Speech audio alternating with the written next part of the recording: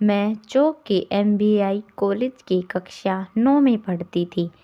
School से आकर पूरे घर में उधम मचाना मेरा रोज का काम था। कभी घर में अमरूद के पेड़ पर चढ़ जाना तो कभी छत पर फ्रेंड्स के साथ गप्पे मारना। सब कुछ ऐसे ही चल रहा था। एक दिन पड़ोस में रहने वाली मासी के घर नया चेहरा नजर आया। वो गोरी रंगत में घुला हुआ गुलाबी रंग, उसकी छोटी छोटी आंखें, मगर जैसे कुछ कहना चाह रही हो। वह मेरी मासी के ससुराल से आया था। पता चला कि यह यहाँ पढ़ाई करने के लिए आया है और 10वीं का एग्ज़ाम दे रहा था। अब तक मेरा रूटीन भी बदल गया। स्कूल से आने के बाद अब मैं खेलती नहीं थी।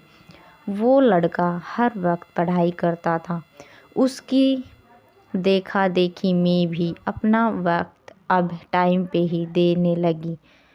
जैसे ही मेरी नज़र उन छोटी छोटी आंखों पर जाती, वहीं टिक जाती।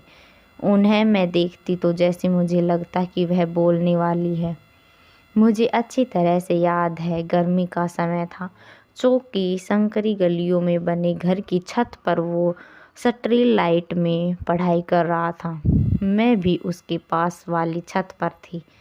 मेरे हाथ में किताब थी, लेकिन मेरी नज़र बार बार धुरिया रोशनी में चमकते हुए उस चेहरे की ओर ही जा रही थी।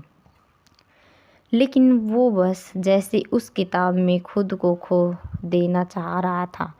अब रोज बस यही बस था और ने कितने दिन ऐसे ही चलता रहा। न वो मुझसे कुछ बोला, न जाने क्यों मैं भी उससे कभी बोल नहीं पाई। कई बार उसकी नज़रें भी मेरे चेहरे पर टिकी रहती थी। दोनों के बीच कभी कोई संवाद नहीं हो सका।